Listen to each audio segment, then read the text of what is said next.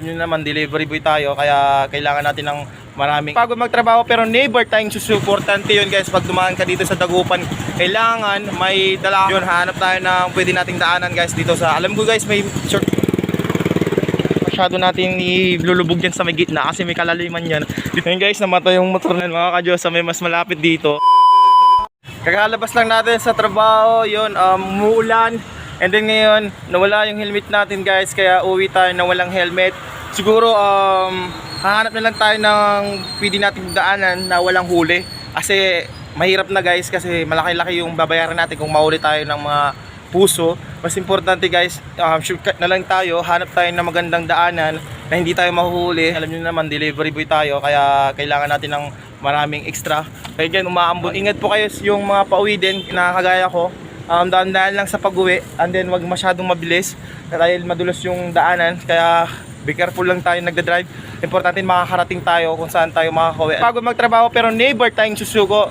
Sabi ko nga, nagsasabing never give up mga ka-Diyosa. Dito yung nakapark yung motor natin. Yan, nakatalakbong pa yan guys.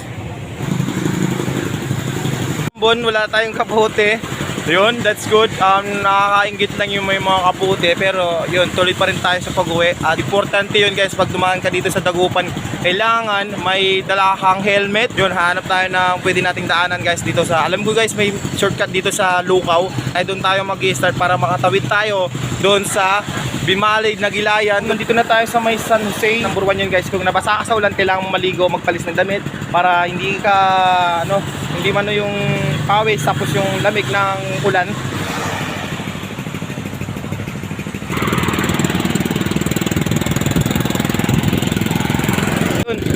Nandito na tayo sa may Kanawalan, kung saan ay nakadaan na tayo sa may Bangsal. Kanina dito guys, high tide yung tubig dito, malalim, sakop yung daanan, wala ka na makita, puro tubig dito kanina guys.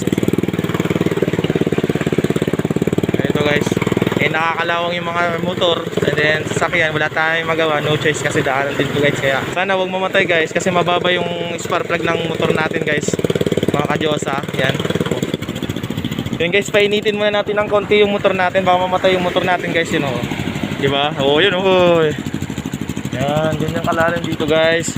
Ay yung sa akin guys, hindi masyado natin ilulubog dyan sa may gitna kasi may kalaliman yan. Dito lang tayo sa gilid guys, para hindi mamatay yung motor natin. Kasi pag nalagyan or mabasa yung spark plug nitong motor natin, mga ka-Diyosa, mamamatay. Kaya yun guys, namatay yung motor natin. Kakasabi ko lang kanina, kasi sabi ko nga kanina guys, pag nabasa yung spark plug nito guys, mamamatay talaga yung motor. Pero okay lang guys, kasi malapit naman na tayo. Yan guys, yan mga ka-Diyosa, may mas malapit dito. Dito na lang tayo saglit kasi pupunasan natin yung spark plug nya. Hey, what's up? Yan, so yan guys, dito na tayo sa bahay. Pawis na tayo guys, nabasa pa tayo sa ulan. Buti na lang guys, umandar na yung motor natin guys. Dito na sa labas yung motor. Andun na. Akala ko guys, mga ka-Diyosa, ipapayos na natin kasi akala ko hindi na umandar. Buti na lang si kuya nagpahiram ng kanyang yung pang bukas ng spark plug. Salamat kuya, from dyan sa may Karaal lang. Yun, shoutout sa kanya. Hindi siya nagdalawang isip para bigyan tayo ng ganung solusyon para umandar yung motor natin. Kaya shoutout sa kuya. Yan. So yan guys, dito ko na tatapusin itong video na to. Yan, maraming salamat sa mga nanood na naman, nagubos na naman ng kanilang oras para patapusin itong video na to. Yun, ang sabing never give up mga ka-Diyosa. Let's go.